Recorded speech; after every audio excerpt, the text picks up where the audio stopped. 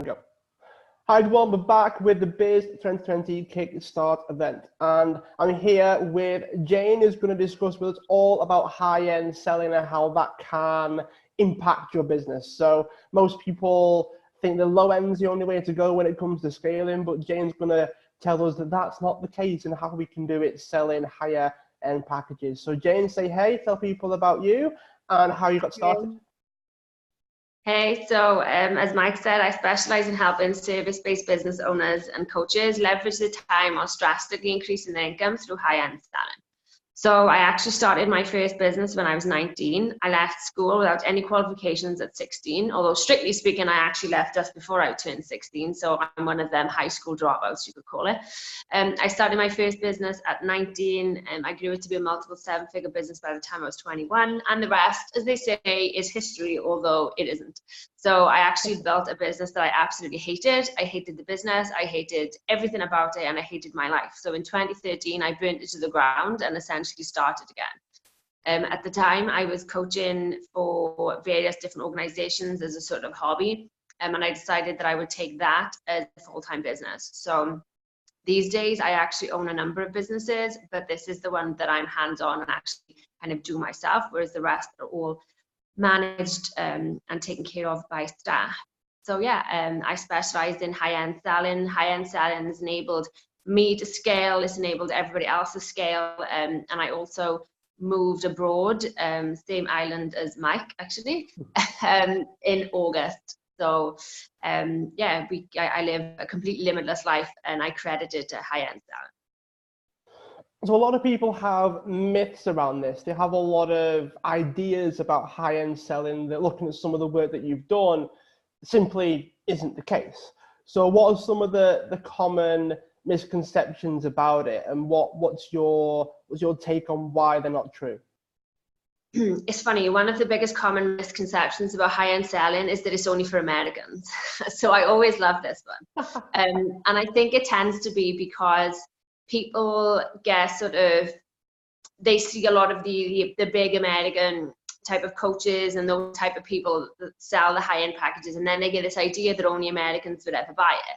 And whilst a large percentage of my audience and clients are American, I also have clients in, sort of Nigeria, the UK, all different places in Europe. We've got Australia, we've got New Zealand. I mean, you name it, we've got someone in my audience from there. I think we're almost on every continent in the world. So the idea that it's only for Americans is definitely a myth. I think, though, for me, that largely comes down to, because I tend to hear it come from Brits quite a bit. So I tend to hear Brits make this comment. And I think for me, that's actually more to do with how Brits are sort of brought up. So obviously, Americans have this type of, which I love, by the way, the type of sort of mindset of, you can be anything, you can achieve anything, you can do anything, you're not limited. Anybody can be president in the US. I mean, we're not going into politics, so but anybody can be president in the US, and they have this idea that they can be anything. And so I think they just have a different mindset around stuff, whereas I think Brits, mainly because those in Britain are still stuck with the class system, obviously they don't have that same idea. And so I think that has a lot to do with it when people think the high-end selling is just for Americans, but it genuinely isn't just for Americans. Everybody sells a high-end, everybody can buy high-end, and it's not limited to where you live. I think one of the other common myths around high-end selling is that you have to sort of, only business coaches can do it, or only people who offer a financial return. And again, I can understand where that comes from, because obviously if we're talking about selling a 10K package, 50K package, or I mean, some of my clients sell packages 200K and above, there's that type of feeling of, well, the only people that are ever going to buy this is if I can offer them a financial return. And again, then we're assuming that the only thing that anybody values in their life is money. And that simply isn't the case. And actually a lot of the time, even though the direct result might not be financial, the knock-on effects might bring finances into it. I mean, for example, if you were a relationship coach or a marriage sort of coach, or dealt with that type of thing relationship-wise, somebody's going to be saving a lot of money if they were to be able to sort of like get their marriage to work versus if they were going to go down the line of a divorce, right? Likewise, if we look at sort of the health and wellness aspect of things, people really value their health and wellness, particularly in this day and age. So, if you were helping somebody with that type of thing, and then, it meant that they perhaps didn't have all these sort of medical costs, or that they were fitter, or they had more energy, or that they lived slightly longer, so people value much more than just money. People value relationships, people value religion, spirituality, they value their health and their wellness, they value time. Time's another one. People really value that.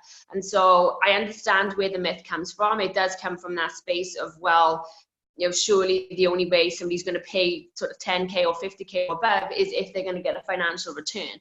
And I understand it, but again, it's a myth, because actually people value so much more than just money. They value lots of other things in their life. And so when we think about, are we high-end valuable, most people are. I often find that it can be a priority thing, can't it? Like if someone prioritizes their health for, say, a couple of years as a result of what you help them with, then that's something they're prepared to invest in. Does it come down to like the individual person and what they value enough to pay that sort of price tag for? I mean, I think what people forget is that comes down to it no matter what level you're selling. So if you think that selling something at $97 is an easier sell than something at 5K, you were sorely mistaken. It isn't. People buy at 97 for the exact same reason they buy at 5K. They buy because you have something that they want, something that they value, something that they feel that they need in their life.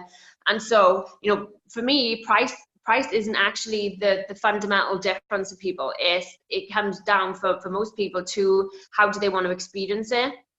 Sometimes it can be how quickly do they want to experience it. And it can also be sort of, how they find that they best work. So for example, I'm somebody, and I'm sure lots of people are the same, they buy a lot of low-end courses and they tend to just sit there. Or they'll do one, but then because sort of life gets in the way, or because you are trying to go through that course from the same mindset that's kind of keeping you where you are right now, it can be difficult sometimes to do it on your own. And so that's why obviously some people then find that actually working in a high-end way suits them better, because they're actually going to get something done. And so I think when it comes down to, is someone going to pay 5K? Is someone going to pay 10K? It's exactly the same reasons why somebody would pay a lower value. Do they value what you're selling? Do they want what you're selling? And do they feel that it's going to work for them in the right way? And for most people, that comes down to their commitment, because obviously it is a different level of commitment into investing in something on a high-end level than it is if you were going to have sort of, invest in a $97 course, mainly because that's usually I can buy it, it can sit there for 6 months, I don't have to look at it. But obviously when you're investing on a high-end level, then it changes. But I think the other thing to think about with high-end is you don't just have to sell to individuals. We're talking about this as if you're selling to an individual, but a lot of high-end selling can come from you selling to another company. You leverage in the corporate world, for example. And I think that particularly for coaches and people like that, they can underestimate just how valuable selling high-end to the corporate market can also be. So I think the thing to bear in mind with high-end selling is it can be done in any type of way. It's not limited to you have to have this type of offer. You can have any type of offer. You can work with any type of market. And as long as you're positioning it in a way that they value, they'll buy. So it comes across then that it is about the result that you're selling. It's kind of, or you mentioned the experience as well. Like you're selling the experience or the result of it. Like if you're selling, okay, well you can lose like £1 or £2 a week. That's probably not going to be as valuable as, okay, we can get you to lose like £5 a week for the first month, and then you're taught how to maintain the weight that you've lost. So it's like what? It's like £20 a month in that month, and then you're able to maintain it. That comes across as more valuable because the result's bigger, I suppose. The result's a bit of a bigger thing. How important is the position inside? Because we could talk about weight loss all day, or fitness, or business, or whatever it is. But how important is like your ability to get that result as well? Because some people can read a book and go, "Ooh, I know, I'll just change everything and I'll just upgrade everything," and then you realize that, oh, can I actually achieve this thing for people? Like sometimes people think bigger and go, I don't know if I can actually do that. I mean, this is a bit of a loaded question. So I actually think there's a couple of different things to bear in mind. So I didn't wake up one morning and decide that I was an expert in high-end selling. It's come from a decade of doing it. It's come from, in my first business, one of the first things I ever sold was a 6-figure package. And so I think that's kind of a double-edged sword. So if you're somebody that is watching this and you woke up this morning and decided you want to be a business coach and you have zilch experience, and I mean none, I mean like not even the slightest experience, not whether you've worked with someone, not whether you've done it on your own, not whether we're talking somebody who literally just woke up and went, oh, hey, I'm going to help people, then I don't think you should be doing it. And you actually give us all a bad rap. But if you are someone that has experience, so I know a lot of people who perhaps have done this in a corporate role or job role, and then they're trying to make the transition over into a business in their own right, they can struggle with it a little bit because they've only done it in their working role. They haven't perhaps done it with anyone else. And so if you're that type of person, I think the thing to remember is you do have experience. And so it's remembering that you have the experience that enables you to kind of, help people. But I also think that people need to bear in mind that we're only ever responsible for what comes out of our mouth, right? Whether that's the questions that we ask, whether that's the kind of, guidance that we give, or whatever it might be. If you're doing a done-for-you service, then it's a little different, right? A done-for-you service, you're responsible for the service that you provide and the things that you create. But if we're talking more on the expertise and the coaching and the consultancy and all those types of sides, then we're only ever responsible for what comes out of our mouth, right? What we're not responsible for is what they do with it once they've absorbed it. Right. And so I do think that we do have to sort of understand that we can't always guarantee that every single person is going to get this and is going to be able to do it. But we have to ask ourselves the question of, can I guide them? Can I show them? Can I share with them? Can I ask the questions or whatever it is that I need to do on my part? So the part that is coming out, that would enable them to be in a position where they could go and do all of this. And I think as long as you can answer yes to that, then you're fine. But like I said, if you are somebody that's woken up one day and just gone, oh, I fancy doing this, then I don't condone that. If, however, you're somebody with experience, whether it's yourself, whether it's, you've done it in a paid role in a job, because I think that that's very versatile anyway. If you have experience of some kind, then just kind of remember that, you're only responsible for your part in it. What they do with it, whilst you try as much as you can't save people, and you certainly can't force them. You can guide them, you can help them, you can advise them, you can open the door for them. You can't kick them through it. So you have to focus your question on, can I do my part? Can I play my role? Can I open the door for them and they have a space where they can walk through it if they choose to? That's a good point, because a lot of people, particularly I guess, that want to get into this industry, there's probably a lot of responsibility and pressure involved with that. Like, someone goes from, you mentioned the $97 courses, and they're like, right, I'm going to put something together, position it in the right way, and it's going to be 10K, let's say. The person doing that might be like, oh, that's a big jump from what I've done before. And then all the self-belief issues might come into it, which is why, my own opinion is that mindset plays a bigger role in it, because again, as I said there, like, if you don't think you can do it, it's going to be very, very hard to actually do it. I think the pressure thing's interesting, because, completely honest, I feel more pressure selling things like my online courses that are under $500 than I do ever selling a 25K, 50K, or 100K package, because I don't have any interaction with them. I don't have any interaction with the person. I don't have any sort of, they buy it, they go, I don't know what, some people buy it and they never do it. And I'm sitting there and I'm like, what are these people doing? Why are they not going through it? And when I first started selling like those low end courses, that's what I used to sit there and I was like, why are these, should I reach out to them? Should I say something? Why are they not going through it? Because you can see whether somebody's logged on. Yeah. And I felt way more pressure selling low-end stuff than I ever did the high-end stuff, because with the higher-end stuff, you're involved, right? You have that interaction, you have that engagement, whether it's in a group format, a retreat, in person, online, whatever it might be. You have that engagement with them, you have that interaction with them. So you're a little bit more in control, shall we say? Mm-hmm. Whereas with the lower-end stuff, you're not. You can't, and you're sitting there and you're just asking yourself, did they like it? I don't even know if they liked it. Was it good enough? Was it not good enough? So I actually found way more pressure on the lower end stuff than I ever do on the high end stuff, because you're far more in control, right? But you are right when it comes to a mindset thing. So a large part of my work isn't actually always putting the stuff together. So although I help people put a 5-figure package together, I help them come up with the leads and the selling and all those types of things, what we spend a large chunk of our time on is the mindset element. Because, and this kind of goes for anything, if you don't believe you're worth $97, nobody's going to pay it. If you don't believe that you can actually help people, then nobody's going to buy that service, coaching, whatever it is that you do. Fundamentally, you will attract in what you believe. And so you have to understand what your own thoughts are and your own beliefs around high-end selling is. So for a lot of people, it's things like the pressure element. Or another one that I find is really common is people like me can't be charging those types of prices. That was definitely something that came for me. And also one that I used to have was, you become a bit of a money grabber, and then you're only in it for the money, and people will think that I'm not really interested in helping them. Now this isn't the case for every industry, but I think it's definitely valid for the coaching world, because some people will do those Facebook posts, right, where they rant in about people who charge, or how dare people charge this amount of money, and they're just money grabbers. And I used to really sort of worry about that, and I used to sort of think about things that people from my hometown would say about people with money.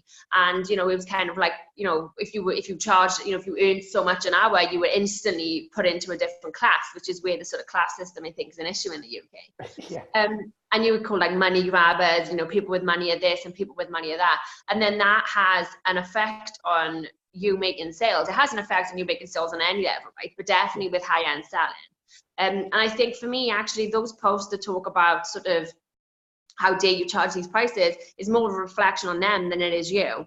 That's their own hang up and their own belief, and maybe even a lack of belief in themselves. I'm not saying everyone has to sell high end. They definitely don't. But let's not say that everybody who sells high end doesn't give a shit, because actually in some ways we are putting more work into it. We're kind of selling on a higher level. We're engaging with that client on a higher level. We are saving at a higher level. Therefore, you could argue we actually care a bit more than that person who puts out the online course and never has any engagement or interaction with it. For me, more transformation happens on the high end level than it does on the lower end level, because you are there, and whether that's in a group format, whether it's in person, whether it's online, however it is set up, whether it's you doing it for them, there is far bigger transformations. And so the idea that actually if you charge more, you're only interested in the money is like, really? If I was only interested in the money, I would be pumping thousands of dollars into ads and funnels every month, and that's how I would make my money, through courses, if I was only interested in the money, right?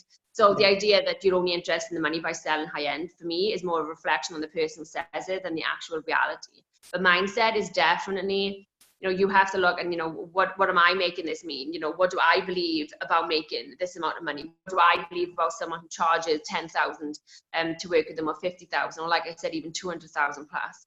I think mindset is probably, the biggest thing for most people with sales, period, no matter what level you're selling at.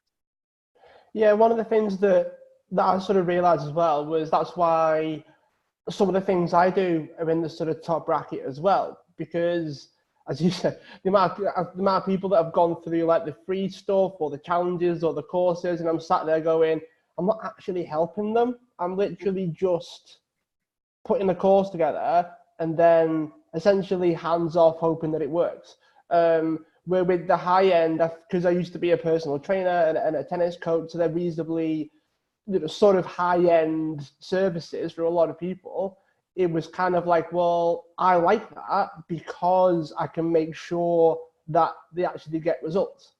Where with courses and things, I used to have this thing where, as you say, I feel like I care less because I've converted it into a course, and then I walk off and I go, yeah, it's going amazing. But I'm not actually, I don't feel the same like feeling of helping people, which was why I started in the first place. So yeah, I completely echo that. You mentioned like online and events and offline and all those things, which wants me to sort of segue a little bit towards the whole experience side, because we've spoken about the result. We've mentioned anyone can do it, as long as you've got experience in it, you believe that you're worth that much, then that there is a definite transition there of anyone can do this as long as they do it right and they follow the right steps. But what about people that want to sell particular experiences, whether it is an event, whether it is like, I don't know, like what sort of things would constitute to like an experience that you're selling? And is there anything that you can point to that can help people like upgrade the experience as well? I think when we talk about experiences, it doesn't have to be like an event, and it doesn't have to be a retreat and things. An experience can be just how someone is delivering something. An experience can be just working privately with someone. An experience can be that you add in sort of maybe you bring another expert in so they get to experience working with this kind of element of things. It could be that you send them a subscription box of goodies every month. That can be an experience for people. I think that what people need to really bear in mind, though, when we talk about the experience element of things when it comes to high end, is don't just throw things in there for the sake of it. So one of the first, it's quite funny actually, because in my first business, it was all sort of high end selling, and I was high end selling to corporates and to individuals. But then when I transitioned into coaching, when I put my first high-end package together, I had this sudden thought that, oh my God, I needed to provide champagne dinner. I needed to provide him with a yacht for the weekend.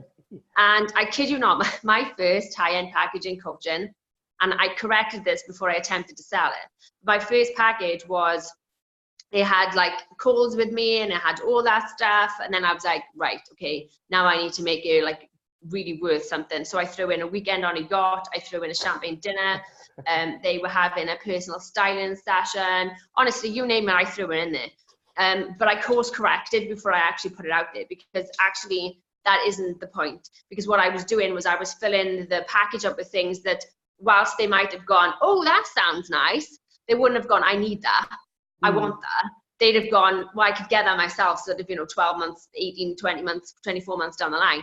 And so what people have to think about with the experience element of things is this: the experience has to be relevant. The experience has to be relevant to the person you're selling to. If the experience is something that sounds nice and would be lovely if they had the funds, then they're not going to want to do it. Whereas if the experience is something they feel they need and something they absolutely want, then they're going to do it. The minute we start to add everything in the kitchen sink in, not only do we dilute the value, but we start to take it away from them being that thing that they need and into the thing that they would potentially want. It would be nice to do it. It would be nice to fly first class. It would be nice to have a weekend on a yacht. Did they need it? No. Did they absolutely want it at that moment in time? No. It was just something that would have been nice. And so when it comes to the experience of things, you have to make sure that the experience is relevant. Whether that's you bringing someone else in, whether you're doing it in person, obviously don't do it in a cardboard box. I'm not suggesting that you kind of do an in-person kind of intensive or retreat with someone and you're in a cardboard box and you feed them Rice Krispies for breakfast, lunch and dinner. But don't just go throwing things in for the sake of it because you think that it makes it more VIP. Because I think that's probably something people mix up. They think the high end means that it's got to be luxurious. And that isn't always the case. And, high end isn't just about, 5-star dinners and helicopter tours. High end can also be about the fact that they're going to get a transformative result or service or whatever it might be during their time working with you. It doesn't always have to be this amazing sort of, they're going to live like a millionaire for a weekend, So I think that it's important that people make sure that the experience is relevant. Yeah, I sort of see how that might work as well, because you mentioned like the weekend on the yacht and things, and it was completely irrelevant to the result that you were getting. What if like you're selling, because if we're sort of talking about the service element, aren't we? Like if you're selling a service, then the experience has to be relevant to the service, it has to be relevant to the result that you're getting them. But what about people that, I know you don't really specialize in this area, so it's probably going to be a weird question, but what about people that sell products as well? Is there anything that you could think of, okay, well, if I sell, it could be a product, it could be something like a book or a course or something. Like, is there anything that you could think of that we can enhance the experience of those kinds of things? I think with products, you've got to kind of come at it from a different angle. So I don't like to sort of specialize in this area because the product world, I've been in it myself, and whilst I made a success of it, it's very difficult. And for me, so I mean, for me, it comes down to, you have to look at it slightly differently. So when it's product, it's not always necessarily about the product being high end, but if we think about the experience, it's the experience of buying it. So if you think about some of the sort of designer places, they sell high end, right? I mean, you buy a handbag and it's $20,000. The reason why it's worth that is because, one, when you go into the shop, there's an experience. You're not just going in there and picking out something off the shelf like you do in Walmart, right? There's an experience that goes along with it, the experience of purchasing. So you've got to think about the experience for your customer being from the minute they land on your website or the minute they get to kind of, but with a product high end, you have to position yourself in that high end way. You can't be high end with a $10 product. And you can't be high end with a $10 product that everybody can go on your website and just buy. If you want to be high end, you have to have the high end product, but then there also has to be that high end way of buying it. You know, maybe you can only get access to the website if they've got a VIP code. Maybe they can only get access to buying it if a personal stylist has brought it to them. You know, it's the experience from how they buy it versus the experience when they're buying it type of thing. And obviously with products as well, it's kind of putting them together. So for example, let's say you sell beauty stuff. Instead of just having the sort of the individual product as the high-end thing, you would have maybe a beauty box as the high-end thing. So this beauty box goes out to people every single month. They subscribe to it and they get a tailored beauty box. It's tailored to them. There's the experience, right? This thing is tailored towards them. Then they get a hand delivered. It's wrapped nicely. They get kept in touch with. They get made to feel like they're a person. That would be how you create the high-end experience if you're a product-based business. Far more emphasis on the whole experience with some kind of high-end package of some kind, or you just have to have high-end products in general. But the experience is far more based on how you make people feel special. How do you make them feel like they're an individual, like they're a person, like they're not just a number in your store? That makes perfect sense, actually, because I will always read stories of how like customers are made to wait in line outside certain shops and they only open at certain times, and we all know how people wait for the latest iPhone like a week before it comes out. So it does definitely happen, I guess, and it's about how you run it, how you set it up, how you organize it, what's the experience like. So yeah, I completely agree with that. I think that, I mean, if you think about it, the restaurant that we went for food at back sort of, was it last May, I think it might have been. You know, the one I'm on about, you know, where it was like a mysterious WhatsApp number that you had a message to get, you know, to book a table, and they're not open on weekends. And I can remember us being like, they're not open on weekends. That's crazy. Or were they only open on weekends? It was one or the other one. They would either only open on weekends or they weren't open on weekends. And there was this like secret sort of WhatsApp number that you had to message to get a table at, and they were like almost fully booked. I think we were really lucky to get a table. And that's the same type of thing, right? To most people, that's like, oh, that can sound really complicated, but I like paying for good food. You like eating in nice places. And so when we think about it, did that make us feel like we were in a high-end experience? Yes, it did. Because not everybody could book a table. You had to have like this secret number. Not, you know, it wasn't open every single day of the week. They genuinely had limited spaces, and the service was, you know, really good while we were there. So if somebody was to say to you, you know, think of a high-end experience, you would potentially repeat that one back to them, because that was for you a high-end experience, right? So like it can work in any industry, but in products and things like that, then yeah, you know, the customer experience is you know, the buy-in, or like how you book the table, or you know, how you get access to the store. Those tend to be kind of more important then. one of the things that I sort of realized in us chatting just now, Jane, is how it doesn't have to be expensive either. So a lot of people might have this whole thing of, it's going to cost me a lot of money to put the experience together, to put everything to make it feel high end. But you mentioned WhatsApp numbers and all those things, and that, you know, everyone has WhatsApp pretty much. It's free. So Yeah. sometimes it's, I mean, from just what you said there, it's more about how you use it. What sort of things do you do with it that makes it feel more exclusive, right? I think the thing to remember with high end is actually the result is the high end part, right? It's the result. Is the result high end valuable? If the result is worth 5K to someone, then it's worth 5K. If the result is worth 10K, it's worth 10K. It isn't about it isn't, the experience isn't what makes it high end. The experience is the nice bits. The experience is that, oh, that's nice, that's lovely. That enhances the experience. But the experience isn't what makes it high end. It's the actual sort of result is what makes it high end. I mean, you know, my accountant, my accountant is constantly bitching at me to spend more money because the outlay. I mean, obviously I moved, right? So we had to reset everything up, and the new accountant had like all the outgoings and the incomings. And she rang me, she was like, I need to speak to you. I was like, right, okay. Obviously, you know, language can be a bit of a barrier here, but she speaks English, luckily enough. And she's like, is that all? Like, do you not have any extra outgoings? I was like, well, no. She was like, you're gonna have to hire other people. You have to do more, like buy more expensive things. And you know, that's the funny thing, right? I sell high end. You know, my packages start at 6K and they go all the way up to 6 figures. And I sell them regularly, daily, weekly. They're constantly being sold. And yeah, my accountant's like, you need to up your cost. You need to get rid of more money.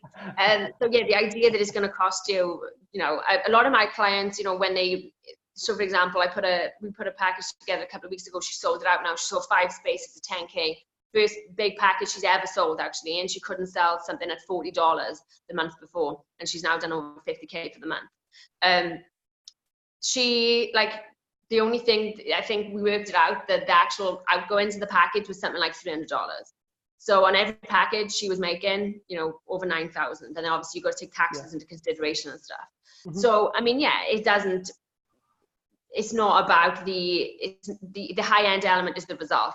The experience is what enhances the package.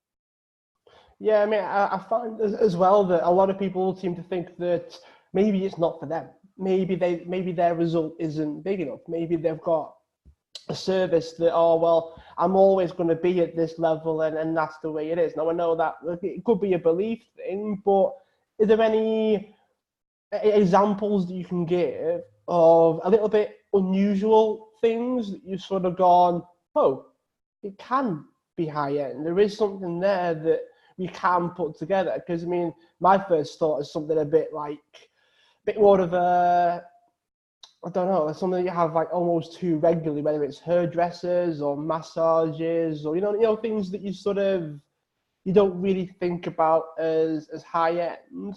Do you have any examples of where you've sort of gone, okay, let's take this and let's turn it into a high end thing, even though most people won't think that it could be done? So I've done it with hairdressers. They tend to be, actually it came about because I was in my own hairdresser and she was like, oh, what do you do? And we were talking about it, you know, as it goes. And then she wanted to try it out for herself, which is actually a prime example, just on a side note. Talk about what you do everywhere because you never know where you'll make a sale. So yeah, and what we did was we took the concept of, okay, instead of it just being, I'm just cutting hair, I'm just coloring hair, is the same as what you do with any business. You choose a package, right? So it was about identifying an issue that the people have, like a hair issue. So for example, maybe the hair was too dry. I know for me, it gets bleached, it gets dyed all the time. It can ruin your hair. And so it's not for everybody. Not everybody's going to value that, but some people really do value it. Some people really do value the condition of their hair. And so it was about creating a package that was centered around a specific want that people had for their hair. Maybe they wanted it to be thicker. You know, maybe they wanted it to be straighter. Maybe they wanted it to feel healthier, not kind of, you know, like break off and things where they perhaps bleached it too much. So we created a package that was specifically aimed at a specific result. And it wasn't done in one session. It was done over a period of months. So I think the package that we put together was like a 6-month hair intensive type of thing. So it was for a specific hair problem. And it was done over a 6-month period of time. So they came in, they had the treatments, they had the colors. So they still had their hair cut. They still had their hair conditioned. They still had all of that done, but they also had this additional treatment in between. And she also combined it with others, which is where leveraging collaborations comes into this. So she actually then brought some other sort of people in who, you know, I think in the package she did, she actually brought a personal stylist into it, and she brought a makeup artist as well. So not only did they have the hair stuff, but they then were more confident in their clothes, and then they were more confident in doing their own makeup and things. So that quickly became a really valuable package. And I mean, even now she sells them all the time. I think she currently has a waiting list actually. And the reason why she prefers doing that, and she's done it with other packages, so she's taken the same concept and she's just created other packages around it, is because she's guaranteed that money then for 6 months. She knows, instead of like sitting there and waiting, is somebody going to come in for a haircut today? You know, is that going to be £12? Because obviously she's in the UK. She's got a set of people buy this package, people buy that package, it's this amount of money. They can either pay up front or they pay an installment, you know, payment plans. So actually she's able to scale in a much more manageable way. And she's actually, you know, got more free time because she's leveraging the high-end concept of things. But yeah, it can be done. But like with anything, you have to focus on a specific outcome, a specific want, a specific thing that they really value, and then create a package around it. Yeah, it's an interesting point as well, because it does imply that you're not going to be able, and everyone's going to want it. As you said, everyone wants the package that the hairdresser has, but then the flip side of that is, well, you also don't need that many either. If you think about, which is one of the things that, I mean, I really love about high-end selling is, if somebody said, oh, you know, my goal is to do 10 to 20K a month, you could be selling 2 things. You know, 2 sales a month could get you there. Maybe 3, you know, depending on the price of your package, obviously, but 2 sales, 3 sales, 4 the maximum. And, you know, when you think about it, like, how many people do you have to get in front of a month to get 4 conversions? 10, 12? If you know, I mean, 10 would be what I would be saying the average person would need to get in front of. If you're doing less than that, you really shouldn't look at your sales process. But so I mean, the numbers, and then you think about it, right? Just on Facebook alone, there's what, 2 billion people, I think, on Facebook. There's millions on Instagram. There's millions searching Google every single day. Billions, I think, search Google every single day. So can you get in front of 10? Yeah. Can you convert 4 of them? Absolutely. We are talking really low numbers. And when we look at it from that point of view, it becomes so much more manageable for people, because you're not trying to get in front of 100, 500. You know, I mean, just before Christmas, and you know, a client of mine went from, you know, making 0 sales. She replaced their whole corporate annual wage in a single week, and she has a group less than 200 people. Like, you're not talking huge numbers. You can do it with small numbers. You're getting in front of low numbers every month, and it's, you know, if you think and you sit there and you think, you probably speak to more than 10 people a month. If you just flipped and made sure that you were speaking to the right 10 people and that you sold, like, how easy is it to make full sales? Yeah, it's a very good point when you mentioned how it just makes the scale less, I suppose. Like, if you're selling something that's cheaper, then you've got to sell more to be able to make the income that you want to make. But then the high-end model is, well, 4 can be enough, 3 can be enough, 2 can be enough if the result's valuable enough, as you mentioned before. So it does sort of bring the whole, like, the need down, or the expectation down, or what you've actually got to do business-wise is that little bit less in terms of the amount, isn't it? I think I mean, you know, high-end selling works. So, I mean, I work with people who want to scale from 6 figures to multiple 6 figures. We scale to 7 figures. So high-end selling can be utilized for people to get to 7 figures. It can be utilized for multiple 6 figures. It can be utilized for that side of the business. But where I also think should kind of, I mean, this is why I wrote a book, right? So, and where I think that it should, where I think that I would really love more people to sort of get into it is the ones just starting out. Because I have a bit of a pet hate with the whole, people wanting to create a freedom business, a laptop lifestyle, and they're told that the way that they have to do that is through an online course and funnels. And look, I've got online courses, I've got funnels, but I've only done that after. Because what I think people don't necessarily understand is the volume of people you have to drive through those funnels to be making those big number months. And a lot of people go into, you know, I want freedom and I want an online business, and they've got all these funnels that they've planned out and all these courses that they planned out. But these are people right at the beginning, and they don't have an audience. Yeah. And they don't have the budget. They don't have the budget to drive these ads. And look, you know, yes, there are people out there making a lot of money from selling online courses, but they sure as shit didn't start there. And they are putting a hell of a lot of money into ads to drive the volume of traffic that they need. I mean, whether we like it or not, you're in a conversion game. You know, and if you're not getting the volume of traffic to those online courses, I mean, just think how many online courses you've got to sell at 197 to make 10K a month. And then think to yourself, okay, so how many people do I need to drive through that funnel? And how many people do I need to get in front of on that ad? And you are slowly but surely, quickly having to get in front of a massive amount of people. And a lot of people starting out don't have the budget. They don't have the ad budget. And then they spend 6 months and they spend 8 months and they're slogging away with all these fucking funnels and freebies and shit. And it's like, please stop. Because there's another way, you know. And the other thing that I think is really important for those type of people is they don't know what converts people. And look, I'm all for saying to people, follow your heart, follow your passion, create whatever the hell it is that you want, if you already have an audience. Because if you are telling people to create whatever it is that they want, just sell whatever the hell it is that they want without an audience, you are setting them up for an Everest to climb. Because, you know, it's a noisy world online, a really noisy world. And it takes 5 seconds to see that through any news feed. And so if you are selling something that isn't what people want, people are not going to buy it. You're not going to be able to stand out. And so, you know, I think one of the dangers that people kind of fall into is they want this freedom life and they want this laptop life and they want to be working 4 hours a week, which is bullshit anyway.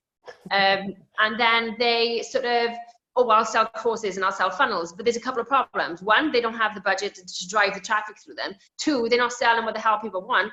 And 3, they don't know what converts people. So the idea that somebody who's never sold this before can suddenly get 1,000 people to convert on a landing page that they don't really know what converts people, it doesn't work.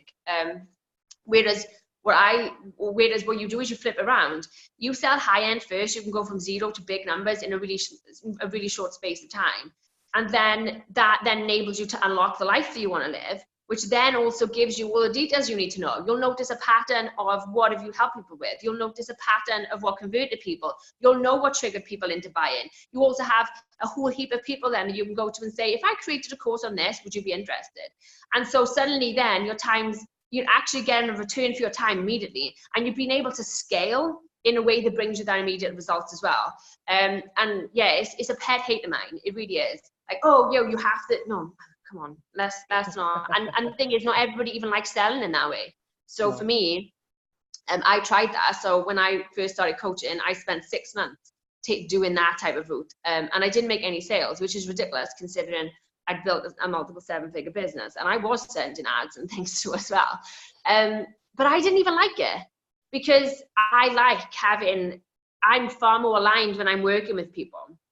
And so yeah, I flipped around and then I went from 0 to 100K cash sales in 6 months, under 6 months. But I was working in a way that was aligned for me. And I think that's another thing that sometimes is the message of you can only create a freedom life. You can only create this limitless life. You can only create this laptop living life if you're selling courses. And the fact is you can't do it while selling high end means that you're working with people in a way that aligns with you. I work less, I make more, and I still travel a hell of a lot. I went on 9 holidays with my family last year. Do I live a limitless life? Yes. Most of it comes from high-end selling though? Yeah, for sure. I think it's definitely against the conventional wisdom, right? The freedom-based business of the sitting on the beach and they've got online courses and notifications pinging all the time, and it does come down to what you want to do, I suppose. Yeah, because I'm that type of person that would bore me to death. Yeah. Like if I was just sitting on the beach, and I mean, I sit on the beach a lot. You sit on the beach. But if I was just sitting on the beach and that's all I did, and I never had to do anything aside from maybe tweak an ad every now and again. Yeah, I mean, yeah, the outside world may think it's amazing, but for me, oh my God, I would be so bored. Because I think I'd be looking to last a full day of doing that. I think a day I'd be climbing the walls within 24 hours. Yeah, well, I mean, I love what I do, and I actually love business across the board. So I'm not, I wouldn't say I'm your conventional coach. I don't just call myself a coach, right? I have other businesses. I'm on my way to building $1 billion empire. That's where I'm going. And so the idea that I would just want to sit on the beach and just like, no, that would drive me nuts. I mean, over Christmas, I was like, right, okay, I'm definitely switching off over Christmas. No work at all. Set my out of office. It was like, yes. I think it was like 3 days after Christmas, I was like, oh, you know, I was itching to get back. Like, I literally couldn't wait for January to roll out, like, go back to it. I genuinely love what I do, and I genuinely love the business world, and I genuinely love working. But then I have the balance, you know. If I wanted to go traveling for 6 weeks, I can do that. You know, if I wanted to go and lie on a beach and not do anything, the sales would still roll in. I can do that, but it's just not a model that works for me. And it's not a model that works for lots of people. You know, there are lots of people that actually enjoy working and enjoy what they do. And so I think that, yeah, for me, I'd like people to kind of know that they can achieve a limitless life. They can achieve a freedom life. They can do all of those things. They can make loads of money and live an amazing life, and they can do it in a way that actually aligns with them. And if just having online courses, because I have courses now, you know, it's not as if I don't have any, but it's never going to be the model that just fills me, you know. I like speaking, I like doing things like this, I like working one-to-one with people. So you can do it in a way that aligns with you. And HighEnd, because it's so flexible, because you can do it sort of, you know, retreats, you can do, you know, in person, you can do group work. Because I mean, you know, if you think about it, if you set your things up right, you could have 2 private clients for the year, plus host 3 retreats, and still be clearing over 7 figures, you know. And you're working every day, you don't have to be. So it's the same concept, right? It's the same concept as the online courses. You've just taken a different route towards it. Yeah, definitely. Is there anything that you wish that you covered? So if we stop the video right now, you were like, oh, I wish we covered that. What would you want to end on? I think just going back to something you mentioned about the mindset element of things. You know, something I always say is the money that you desire already exists in the world. So if you're sitting there right now and you're like, you know, I really wish I could make 10K this month, or 20K, or whatever it might be. It could be 50K, it could be 100K. The money already exists, right? It is already floating out there in cyberspace somewhere, whether it's in someone's bank account, whether it's on their card, whether it's through another type of means. The money that you desire already exists in the world. And so when it comes to the high-end element of things, it isn't about focusing on, you know, how do I make that money? Because it already exists. You have to be thinking about who do you need to be to bring in that kind of money. It's the same thing that people say, you know, where would I find people who are ready to and willing to pay me, you know, X amount of money? It isn't about where you'll find them. It's about who you need to be in order to attract them in. You know, that's a large part of any type of selling, but particularly high-end selling, is to understand the concept of whatever the figure, there's already someone out there who has it, who's willing to pay you it. What you have to figure out is who you need to be in order to show up for it. You know, what do you need to do to show up for it? Where do you need to show up for it? But more importantly, who do you need to be? What version of you do you need to be in order to show up to be able to receive that money? You know, what does your mindset need to be? What does your energy need to be? What environment do you need to be working on? What set of beliefs do you need to hold? And you have to make it all non-negotiable. You know, one of my secret sources for hitting all goals is making things non-negotiable. It's actually why Mike is sitting right here in Lanzarote, because he made a goal non-negotiable for the first time ever and made it happen. It works. And so, yeah, it is definitely, you know, more about you. It's more about you, who you need to be, the version of you, who you need to show up as in order to attract the money and also attract the people in who are ready and willing to pay those prices. Yeah, it's a really interesting point where people that are in a good place tend to keep that momentum going. If you're in a bad place, then you tend to keep that momentum going as well. You mentioned the book that you had. So if people want to learn more about you, Jane, where can people find out more? Yeah, so I think I've only mentioned it once or twice in the past couple of weeks. I've kept it on a down low. But yeah, I have a book coming out this Thursday, actually. So it's the 23rd for anybody who's watching the replay, because obviously if you're watching this in the future, then it's already out. So the good news is you can buy it straight away. However, if you're watching it today, then it's not out until Thursday, so you'll have to wait a couple of days. The book is all about how to supercharge your business results and live limitlessly through high-end selling. So The book, you're going to need to come over and follow me on social media so that you can get the links as soon as they go live from being published on Thursday. And obviously, if you are watching the replay of this and it's past Thursday, then again, you can either come over to my social media, or if you hop on over to my website, janebakercoach.com, the book will be up there as well. Awesome, Jane. Well, thanks for sharing your secrets with us. I'm sure there'll be much more in the book, and I look forward to keeping in touch. Thanks for coming on. Thanks for having me, Mike. And if anybody's got any questions, feel free to come over to my social media, drop my inbox and ask me. I'm always happy to answer them. All right.